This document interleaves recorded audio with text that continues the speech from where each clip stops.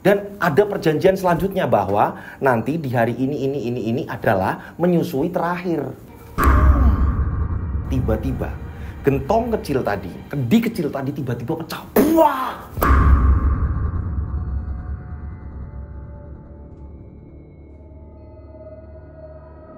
Nah, pada saat pecah ini tiba-tiba seperti ada sapu tangan ini yang terbang. Ternyata ini di luar ada warga yang melihat. Wah, ada sapu tangan atau apa itu? Ada apa? Sekelebatan bayangan putih. Kebetulan dia ini lewat jalan tikus yang cepat, deket-deket perkebunan. Melihat bayangan putih tersebut. Pada saat diamati ternyata ini sosoknya, ini makhluknya ini kerdil. Makhluknya kerdil botak. Assalamualaikum warahmatullahi wabarakatuh. Kembali lagi bersama saya Rian Agus Widodo, tentunya di channel RAW. Apa kabar semuanya? Mudah-mudahan kalian dalam keadaan sehat walafiat. Monggo silakan absen. Namanya siapa, kota yang dimana, biar saya kenal tambah dekat dengan kalian semuanya. Nah, nggak usah lama-lama. Ini ada sebuah cerita kiriman dari subscriber, ceritanya mengerikan sekali. Seorang perempuan yang harus menerima getah dari sebuah hutang yang membumbung terhadap sahabatnya. Saat perempuan tersebut ini tidak bisa melunasi hutang, ia dipaksa untuk menggantikan menyusui tuyul peliharaan dari sahabatnya. Nah, perempuan tersebut ini kaget ketika mengetahui kekayaan yang diperoleh oleh sahabatnya tersebut, ya, ini berasal dari pesugihan tuyul. Perempuan tersebut ini akhirnya mengiyakan karena sahabatnya pun menjanjikan, jika kamu mau menggantikanku, maka kuanggap lunas hutangmu. Bahkan kamu akan mendapatkan sebagian dari hasil pesugihanku. Nah, seperti apa ceritanya? Tak perlu lama-lama lagi, kita langsung saja menuju ceritanya. Mereka ada di antara kita.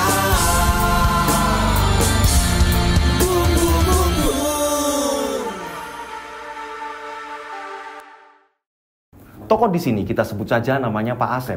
Pak Asep ini tinggal bersama istrinya. Kita sebut saja istrinya ini Bu Titi.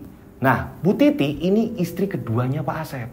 Anak-anak Pak Asep ini ikut istri pertamanya.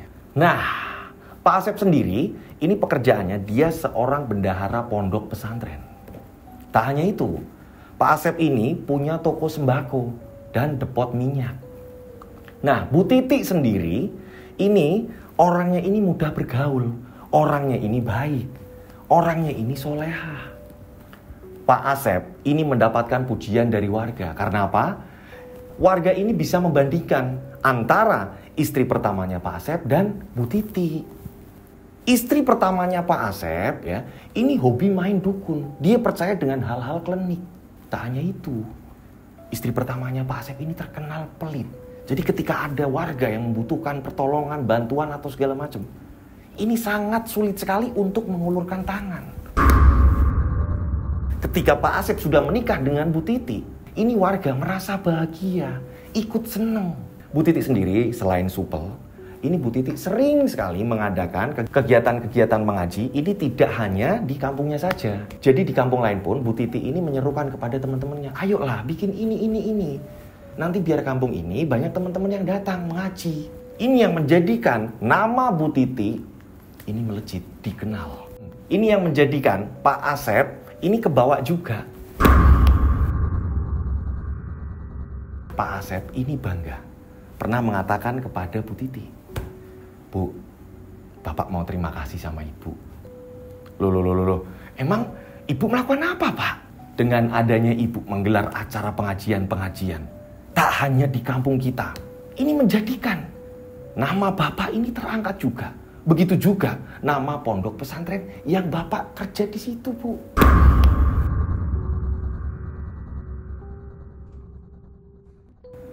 Pokoknya Ibu melakukan hal ini dengan ikhlas, Pak. Yang penting pesan Ibu, Bapak ini jangan cemburuan ya. Kalau Ibu ini ngumpul-ngumpul dengan teman-teman Ibu. Iya, Bu. Itu sudah hafal, sudah khatam. Dari dulu Bapak, ini bukan orang yang sedikit-sedikit langsung cemburu.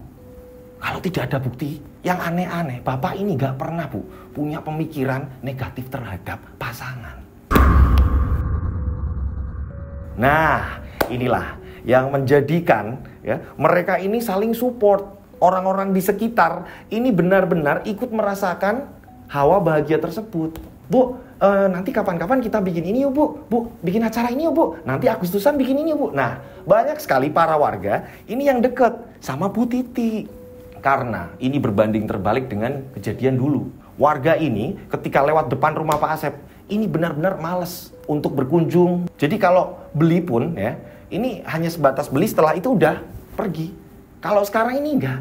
Orang beli, setelah itu ngobrol-ngobrol gitu kan ya. Ini curhat atau apa. Pak Asep seneng. Syukur-syukur Pak Asep dan Bu Titi ini bisa membantu. Seneng rasanya. Akan tetapi, masuk ke akhir-akhir tahun, menginjak ke 3 tahun pernikahan gitu, ini Pak Asep mengalami kerugian yang luar biasa. Jadi, ini Pak Asep ditipu sama seseorang gitu. Ada bisnis yang Pak Asep ini ditawarkan, Pak Asep pun akhirnya mengiyakan karena menurut Pak Asep, wah ini bisnis menjanjikan dan ini bisnis halal. Ini yang menjadikan Pak Asep mengambil uang tabungan. Akan tetapi, justru ini menjadikan jurang bagi Pak Asep. Karena Pak Asep ini ditipu, puluhan juta uang Pak Asep ini ludes. Nah, sedangkan sebagian ada uangnya Bu Titi juga. Pak Asep di situ benar-benar stres. Nah, Pak Asep pun ditenangkan oleh para kiai-kiai pondok pesantren. Jadi, pengurus-pengurus pondok pesantren ini mengetahui juga kenapa Pak Asep ini jadi seperti ini. Bu Titi pun ini sempat puyeng. Toko sembako akhirnya ini kadang buka, kadang tutup. Misalnya buka pun, ini rolling door-nya ini nggak dibuka lebar. Hanya setengah saja. Karena memang ini barang dagangannya ini udah nggak lengkap lagi. Ini yang membuat Pak Asep ini sering dibantu oleh pondok pesantren. Pak Asep ini merasa nggak enak. Pak Asep ini merasa merepotkan teman-temannya. Akan tetapi teman-temannya ini mengatakan kepada Pak Asep, udahlah Pak, namanya juga kita ini hidup, pasti ada yang namanya butuh. Kita ini harus saling tolong-menolong. Tapi saya nggak pengen merepotkan bapak-bapak semuanya. Saya nggak pengen merepotkan kakak-kakakku semuanya, adik-adikku semuanya. Saya ini merasa, udahlah Pak Asep, dipakai saja.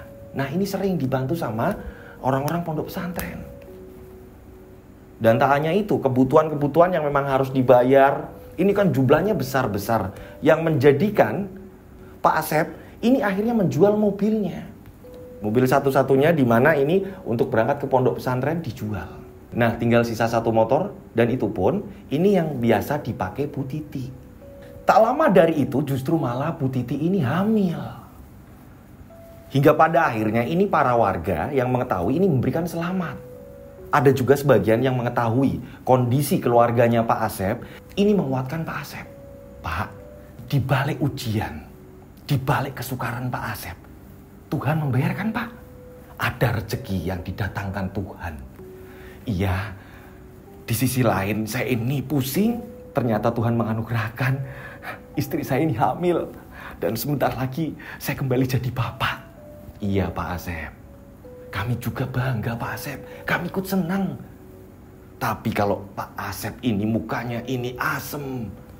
Kami ini ikut kepikiran Pak Asep. Terima kasih ya, terima kasih. Ini tak hanya di warga. Para pengurus pondok pesantren pun ini sama, peduli. Salah satunya adalah Pak Yai Rozak. Ini memberi semangat bahwa ketika kita susah, ini berarti sebentar lagi akan ada kebahagiaan. Ini roda ini berputar. Nah, Pak Yai Rozak memberi semangat kepada Pak Asep. Singkat cerita, pada akhirnya ini Bu Titi pun melahirkan seorang bayi laki-laki. Kita sebut saja namanya ini Hanif. Nah, di sini Bu Titi merasa tidak enak oleh beberapa teman-temannya, begitu juga para pengurus pondok pesantren. Di sini Bu Titi merasa benar-benar seperti tidak berguna. Pak Asep memberi semangat kepada Bu Titi. Inilah bentuk dari jawaban Tuhan.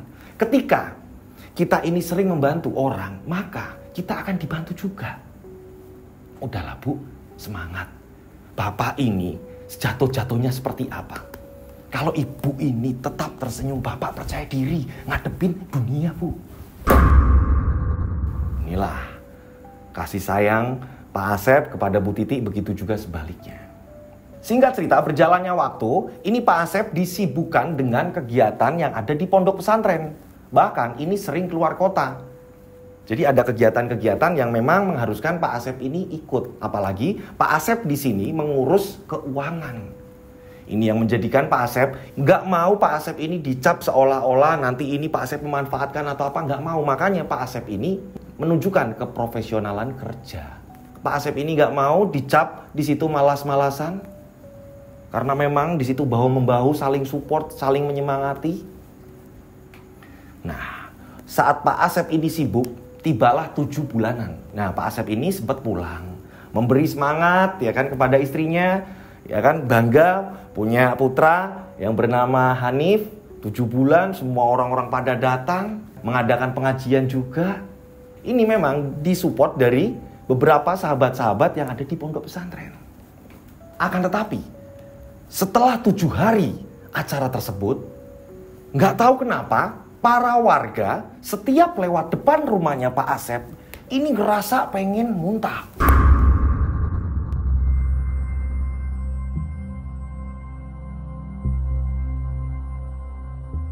Warga ini nggak tahu kenapa kayak ini tiba-tiba ngerasa mual. Banyak yang mengatakan lewat rumahnya Pak Asep ini bener-bener kayak lewat, maaf ya, ini kayak bener-bener lewat tempat sampah, kayak tempat pembuangan sampah. Jadi baunya kayak makanan-makanan yang udah busuk basi dan ini sudah berhari-hari. Tak hanya itu, ya, ini ada yang mengatakan juga ini baunya ini kayak nanah, kayak koreng ya. Ini kayak luka yang dimana ini nanahnya ini udah parah banget. Ini terus menerus. Akan tetapi Pak Asep dan Bu Titi ini nggak sama sekali merasakan itu, nggak bau sama sekali, apalagi sampah atau apa-apa segala macam, nggak bau sama sekali. Pada akhirnya Pak Asep ini kan melihat raut muka wajah dari warga-warga yang lewat, dari orang yang lalu lalang di depan rumah. Pak Asep ngerasa, ada apa sih di rumah saya? Bu Titi juga merasakan hal yang sama, ini ada apa sih Pak? Bapak juga nggak tahu, Bu. Nah, pada saat itu Pak Asep ini sholat maghrib, ya, ini ketemu sama Pak RT. Pak Asep bisa nggak Pak mampir dulu ke rumah saya? Oh bisa Pak RT. Ada apa ya Pak RT? Ya ngobrolnya di rumah saya saja. Kebetulan istri juga bikin pisang goreng, jadi Pak Asep bisa nyicipin. Oh boleh. Nah akhirnya Pak Asep pun datang ke tempatnya Pak RT. Awalnya memang disuruh untuk makan pisang goreng dulu, ini bikinan dari istrinya Pak RT. Pak Asep ini nggak ada pemikiran aneh-aneh gitu kan. Setelah makan, Pak Asep pun menanyakan, Pak RT sebenarnya ada apa sih?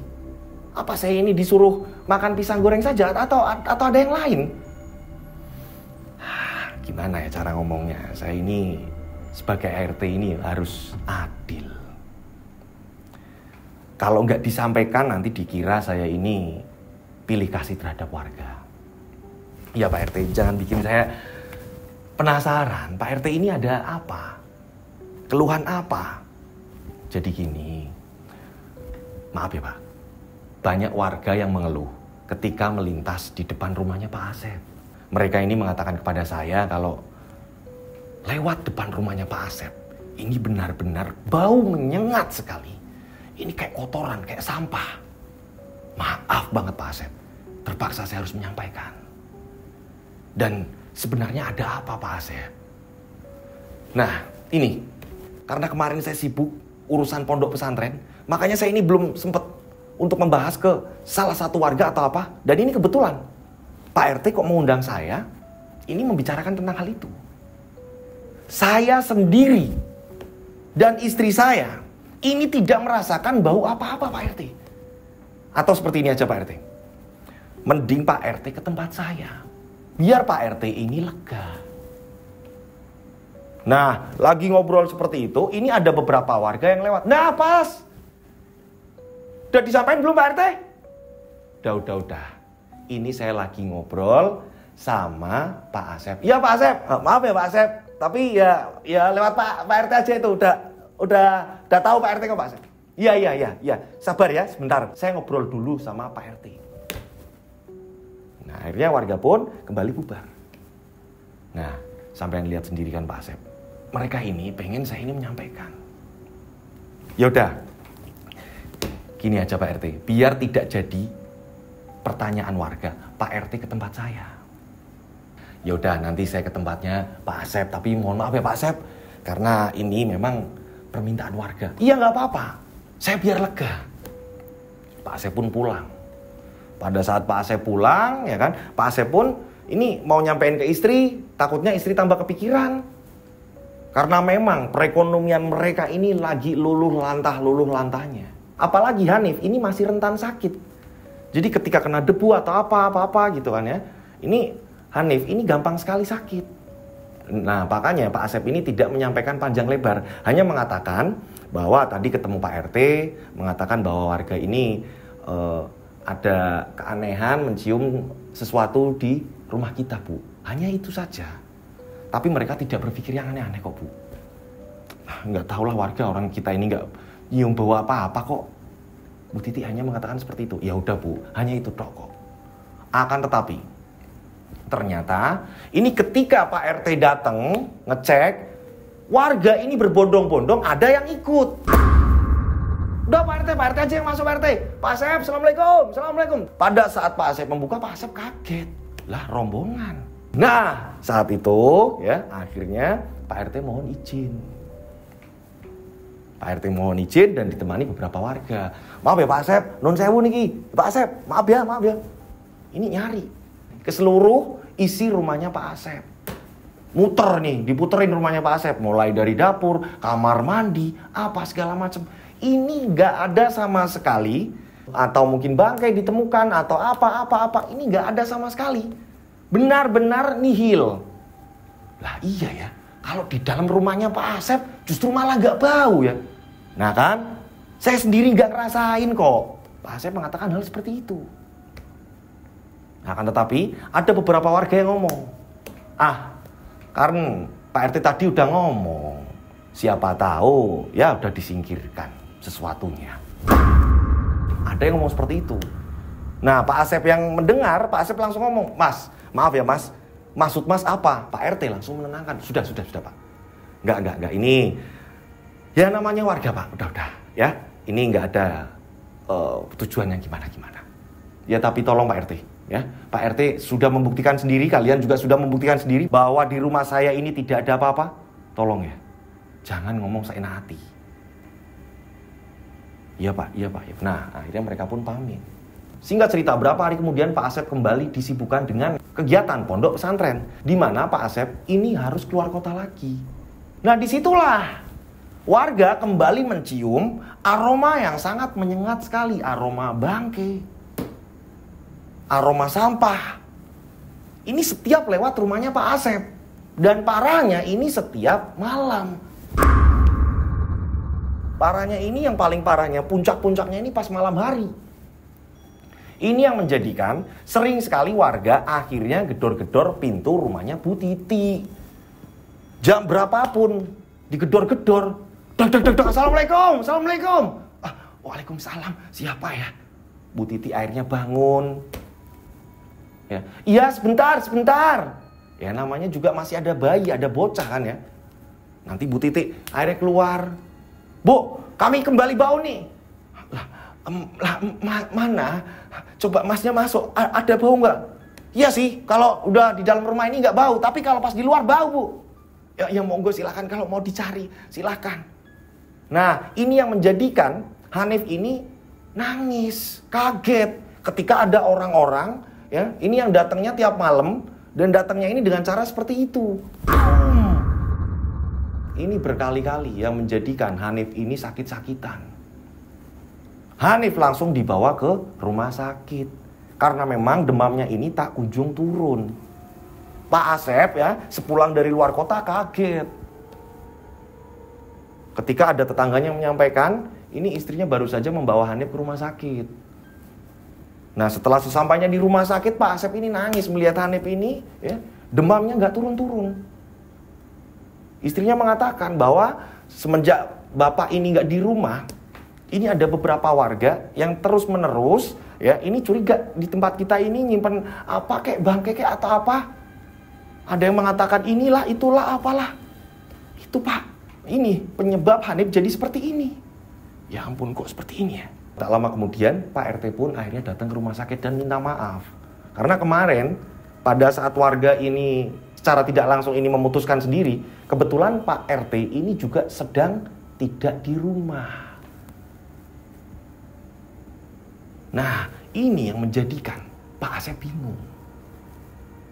Hal ini pun ya, ini disampaikan ketika beberapa pengurus pondok pesantren ini datang ke rumah sakit menjenguk Hanif. Salah satunya adalah Pak Kiai Rozak.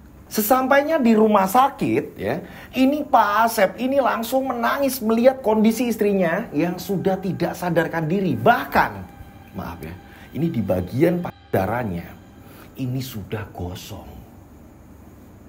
Ini memar, memerah, ini benar-benar parah. Urat-urat biru ini sampai ke leher.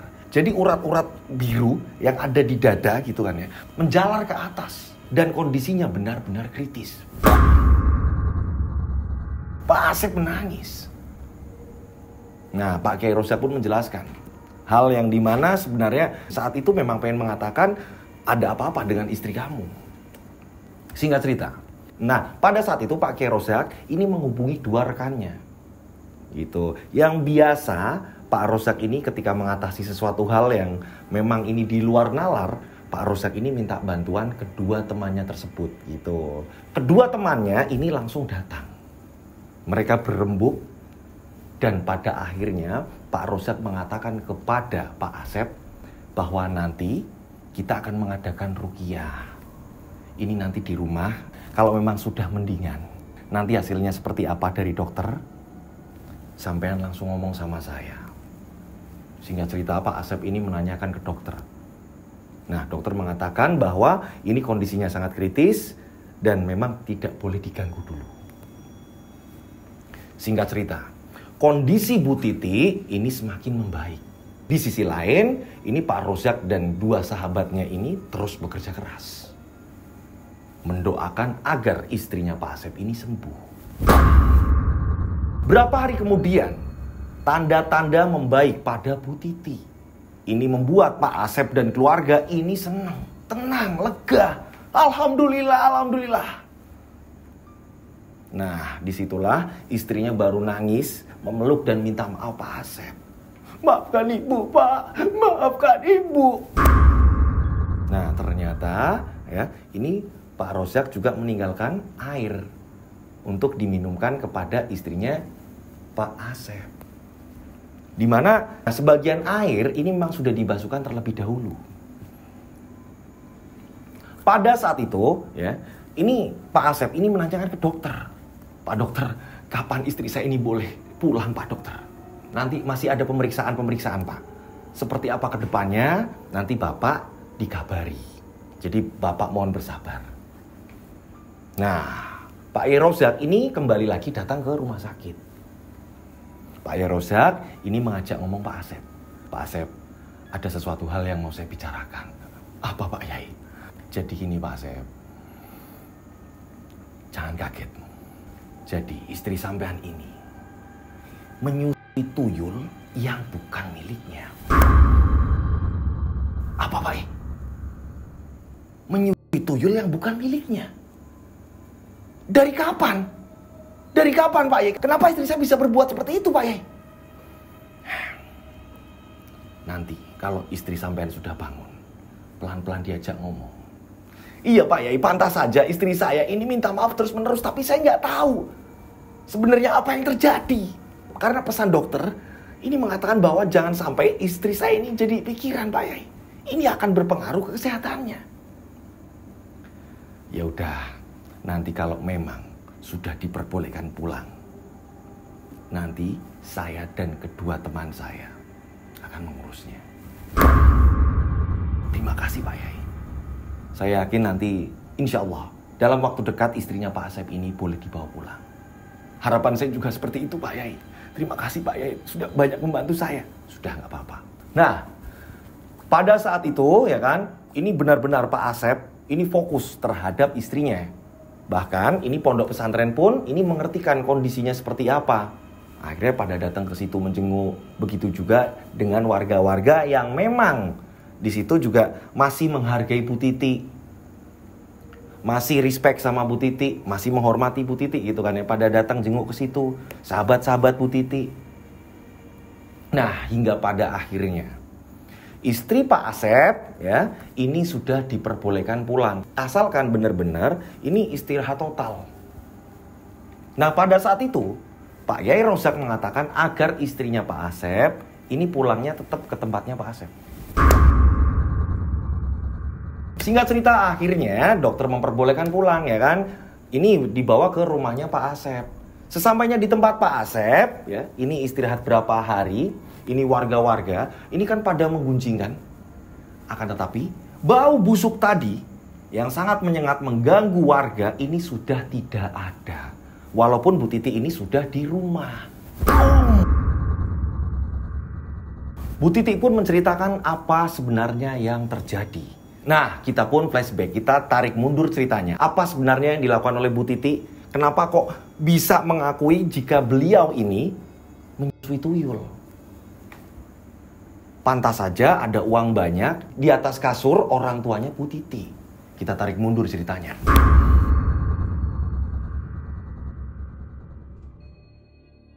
Nah, jadi pada saat kondisinya Pak Asep ambruk, Bu Titi ikut kepikiran. Karena apa? Ini Bu Titi juga akhirnya hutang kesana kesini, termasuk ke teman-temannya Bu Titi. Untuk apa ini? Ya untuk menutup kebutuhan sehari-hari. Bu Titi ini juga malu terhadap pondok pesantren di mana suaminya ini bekerja. Karena apa? Bu Titi nggak mau ada pemikiran-pemikiran negatif. Loh, ini pantas saja suaminya ini bendahara. Lawong istrinya ini kalau ada apa-apa gampang kok uangnya. Takutnya ada omongan-omongan miring seperti itu. Ini yang menjadikan Bu Titi benar-benar kepikiran. Apalagi tagihan-tagihan. Ini yang menjadikan Bu Titi ini pusing. Saat itu tidak ada jalan keluar dari beberapa orang. Ini salah satunya, ini kita sebut saja namanya Bu Nur. Bu Titi ini mendatangi Bu Nur. Saat itu Bu Titi mengatakan, Bu, saya pinjam uang kayak gini-gini buat menutup ini. Bu Nur ini mengiyakan, akan tetapi Bu Nur ini mewanti-wanti sama Bu Titi. Tapi tolong ya, nanti ngembaliinnya tepat waktu. Soalnya ini kalau ketahuan suami aku malah dimarahi. Tolong ya Jeng, aku nggak mau nanti kenapa-napa dengan kamu. Loh, emang kenapa Bu? Ya nggak apa-apa Jeng, yang jelas nanti kamu tanggal sekian harus sudah ngembalikan. Iya Bu, akhirnya dipinjemi sama Bu Nur. Untuk apa? Untuk nutup utang-utang. Untuk membayar apapun kebutuhan. Singkat cerita. Nah, tibalah jatuh tempo. Akan tetapi Bu Titi tidak bisa mengembalikan hutangnya. Tidak bisa melunasi hutangnya. Nah, Bu Titi ini mau minta sama suaminya. Ini gak tega. Karena kondisi suaminya ini sedang kacau. Benar-benar Bu Titi gak tega. Gimana ya? Gimana Bu Titi benar-benar bingung. Nah, pada saat itu Bu Titi ini akhirnya datang ke tempat Bu Nur. Jangan sampai Bu Nur ini nanti datang ke tempatnya Bu Titi. Akan kacau nanti. Sesampainya di tempatnya Bu Nur ya, ini justru malah Pak Joyo ternyata sudah tahu.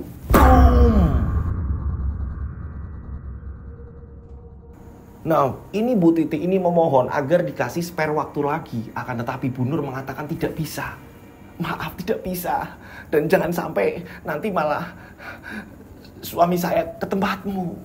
Akan tetapi Bu Titi terus memohon. Bu, beri waktu saya 3 hari lagi Bu. Saya akan usahakan uang itu ada. Ya udah, nanti coba saya tak nyari-nyari uang untuk nutup ini. Nah, nggak tahu kenapa ya. Ini 3 hari justru malah Bu Nur ini jatuh sakit. Karena Bu Nur tidak menagih, begitu juga dengan suaminya ini juga nggak nagih. Bu Titi jatuhnya ini jadi ya udahlah tenang, aku tak nyari pinjam-pinjaman lagi, sembari jalan pelan-pelan. Entah ini aku pinjam mana. Nah, di sini justru malah Bu Titi ini hamil. Bu Titi ini hamil. Dan saat itu ya, ini lalai dengan hutangnya. Karena apa? Memang ya namanya juga orang hamil, nggak bisa kemana-mana, hanya kebingungan. Nah pada saat itu Bu Nur ini juga nggak ke situ. Nantilah gampang yo.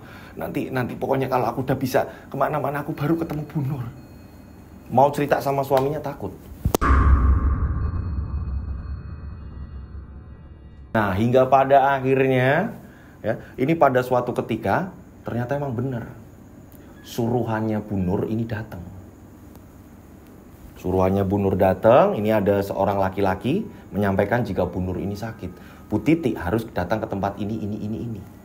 Saat itu Bu Titi ini minta tolong sama orang untuk menjagakan putranya. Menjagakan Hanif.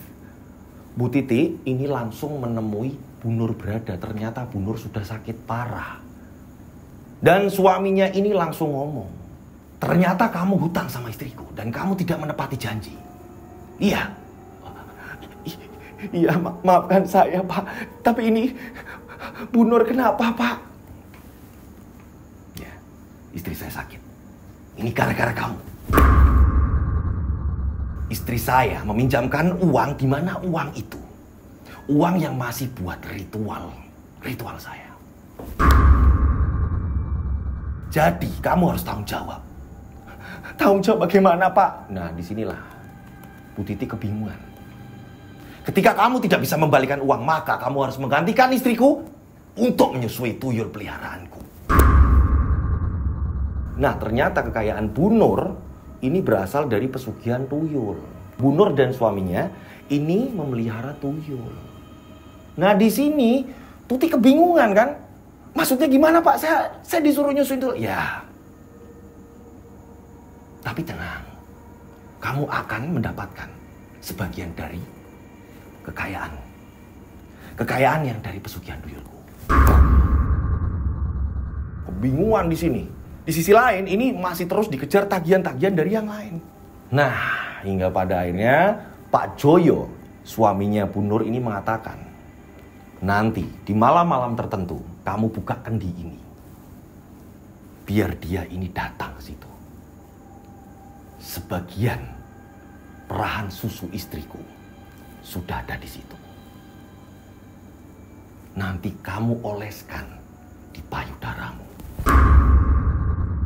Dan ternyata emang benar. Singkat cerita, akhirnya Pak Joyo pun mengatakan, jika kamu mengiyakan maka kami anggap lunas hutang. Nah karena memang nggak ada uang untuk mengembalikan, mau nggak mau, Bu Titi harus menerima resiko itu. Dan kebingungan ketika cerita sama suaminya apa jadinya. Tambah berantakan, kebingungan kan. Ini kok kamu kok nekat melakukan hal seperti ini gitu kan. Takut sama suaminya, akhirnya Bu Titi pun mengiyakan. Jadi di malam-malam tertentu Bu Titi pun gak hanya menyusui Hanif, melainkan juga menyusui tuyul. Tuyul yang memang bukan miliknya. Akan tetapi ini semua setelah Bu Titi juga ikut ritual ya di situ. Ada juru kuncinya juga, ada dukunnya juga. Nah, setiap Bu Titi menyusui tuyul, bau busuk tersebut ya, ini tiba-tiba merebak langsung. Nyebar langsung di kampungnya Pak Asep. Jadi langsung kecium. Ini yang membuat orang-orang ini mau muntah ketika lewat depan rumahnya Pak Asep. Nah, semakin hari orang ini pada nekat datang masuk ke rumahnya Pak Asep. Bu Nur ini jadi ketakutan. Nanti kalau ketahuan gimana ini? Akhirnya nggak ada pilihan lain. Bu Nur ini ke tempat ibunya. Sebelum ke tempat ibunya, Bu Nur ini sempat ketemu Pak Joyo memberikan alamat ibunya. Dan ada perjanjian selanjutnya bahwa nanti di hari ini adalah menyusui terakhir. Disitulah Bu Titi mengiyakan. Akan tetapi, naas memang kondisinya Bu Titi sendiri yang tidak mampu. Pantas saja setiap malam ya, ini Bu Titi meninggalkan Hanif. Hanif ini nangis di kamar ibunya Bu Titi. Bu Titi ini lompat jendela. Dia ini pergi ke kebun, nyari tempat. Disitulah Bu Titi ini menyusui tuyul. Jadi pada saat itu ada yang mau melihat, ada yang mau mergoi. Ketika memang bapaknya Bu Titi ini mulai teriak-teriak, tolong, tolong, Titi hilang, Titi hilang, Titi hilang, Titi hilang. Semua nyari Bu Titi. Pada saat itu Bu Titi yang ketakutan, ya, Bu Titi ini melepas paksa tuyul yang sedang menyusu pada Bu Titi. Saat itu tuyul ini ngamuk dan mencabik bagian dadanya Bu Titi. Bu Titi yang lari, akhirnya ia pun terpleset dan terjungkal, jatuhlah Bu Titi. Nah, pada saat Bu Titi sudah mengatakan semuanya, Bu Titi ini sudah jujur semuanya, tiba-tiba gentong kecil tadi, kendi kecil tadi tiba-tiba pecah. Wah!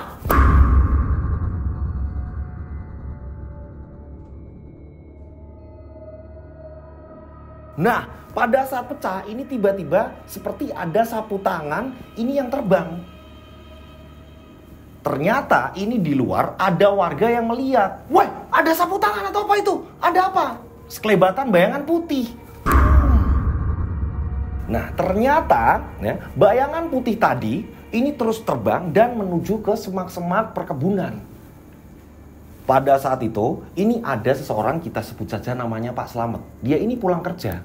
Kebetulan dia ini lewat jalan tikus yang cepat, deket-deket perkebunan. Melihat bayangan putih tersebut.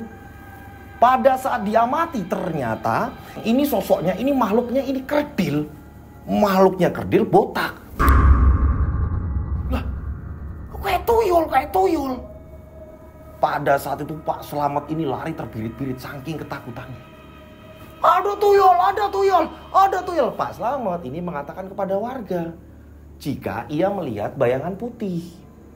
Itu bayangan putih yang seperti sapu tangan gitu. Jadi kayak sapu tangan terbang tapi cepat. Nah, warga lain ini kan mengatakan jika sapu tangan itu ini datangnya dari tempatnya Bu Titi. Ini menjadikan asumsi warga mengatakan bahwa Bu Titi inilah yang memelihara tuyul. Bahwa Bu Titi lah yang melihara tuyul. Nah, akhirnya para warga ini langsung berbondong-bondong. Iya, ini berarti ulah Bu Titi. Iya, ini berarti ulah Pak Asep. Percuma dia ini ngurus pondok, tapi ternyata dia ini pelihara tuyul. Warga pada ke situ. Akhirnya Pak RT menengahi dan Pak Kiai Rozak pun menjelaskan kepada Pak RT apa sebenarnya yang terjadi jika Bu Titi ini justru malah ditunggangi seseorang yang melakoni pesugihan tuyul. Nah, saat itu Pak RT pun menenangkan warga dan membubarkan warga. Tidak boleh asal menuduh. Dengan warga pun dibubarkan. Semenjak itu Pak Kiai Rozak ini sering datang untuk mengurus Bu Titi. Gitu. Singkat cerita, akhirnya Bu Titi pun sembuh. Barulah bisa kembali lagi bersama Hanif. Dimana Hanif ini awalnya kan sama ibunya Bu Titi gitu kan ya. Ini udah dibawa ke rumahnya Pak Asep. Udah jadi satu lagi. Memang sudah tidak ada bau lagi. Akan tetapi Pak Rozak mengatakan sama Pak Asep, apapun yang terjadi Pak, yang punya tuyul harus tanggung jawab. Siapapun itu. Tapi kok nggak asing ya Pak, yang dimaksud orang itu. Singkat cerita, pada suatu hari Pak Asep ini mengatakan ke Bu Titi, Bu, Ibu mau ikut nggak Bu? Jadi ada orang yang memang donatur, investor yang sering mendanai kegiatan-kegiatan pondok pesantren. Suami istri meninggal. Ibu bisa ikut nggak Bu? Kita takziah bareng-bareng. Nah, akhirnya Bu Titi pun mengiyakan.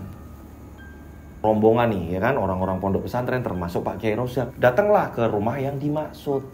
Ternyata rumah yang dimaksud adalah rumah dari sahabatnya Bu Titi, yaitu Bu Nur. Pak, ini kan rumahnya Bu Nur.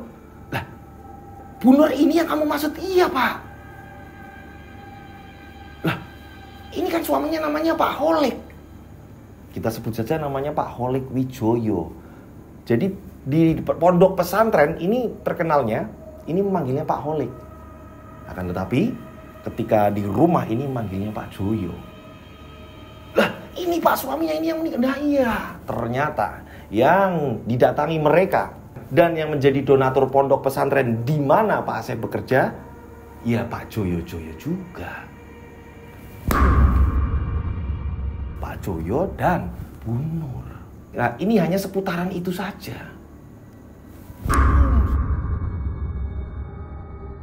Semua kaget.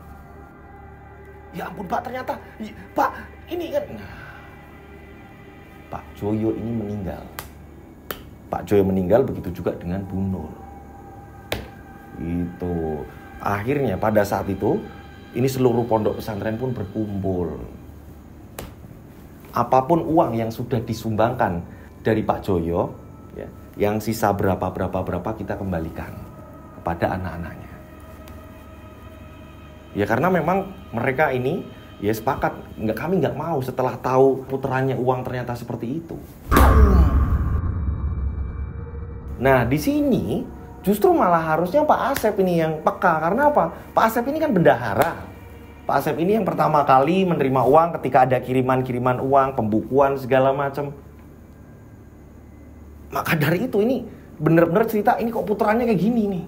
Ternyata ya ini yang melakukan pesugihan tuyul ini justru malah orang yang menyumbangkan dana di pondok pesantren tempat Pak Asep kerja. Gitu. Dan berjalannya waktu akhirnya Bu Titi sudah pulihan total gitu. Warga juga sudah tenang. Perekonomian di keluarganya Pak Asep pun sudah membaik. Dan cerita pun selesai. Nah, akhirnya cerita pun selesai. Cerita yang sangat epik sekali dan benar-benar menegangkan karena di sini harus menyusui tuyul yang memang bukan dia yang melihara. Justru malah tuyul milik orang lain. Karena hanya terlilit hutang saja di sini akhirnya mau. Gitu. Saya mengucapkan banyak terima kasih buat pengirim cerita. Mohon maaf kalau ada salah-salah kata dalam saya bercerita. Buat teman-teman di rumah, ini yang mau ngirim cerita monggo silakan, caranya seperti ini, dikirim per paragraf atau per kalimat ya. Kronologinya jelas, nama yang mau disamarkan harus jelas gitu ya. Terus ini terornya seperti apa, penampakannya seperti apa gitu kan ya. Ini jelas. Nah kirimnya kemana? Kalian bisa kirim ke DM Instagram saya @dodosinjo atau kalian bisa kirim ke nomor WhatsApp saya ini 085870433336, 3-nya 4 kali. Saya ulang 085870433336, 3-nya 4 kali. Seperti biasa ya, dikasih nama dan nama kota agar tidak tertumpuk dengan WhatsApp lain gitu. Oke, saya berdoa mudah-mudahan penikmat channel Rian Agus Widodo ini banyak rezeki melimpah, selalu dilindungi Allah Subhanahu wa taala, dijauhkan dari mara bahaya, panjang umur, sehat selalu. Akhir kata, saya Rian Agus Widodo mengucapkan wassalamualaikum warahmatullahi wabarakatuh. Mereka ada di antara kita. Mereka ada di antara kita. Subscribe channel Rian Agus Widodo, kisah misteri. Mereka ada di antara kita. Nyalakan lonceng notifikasi.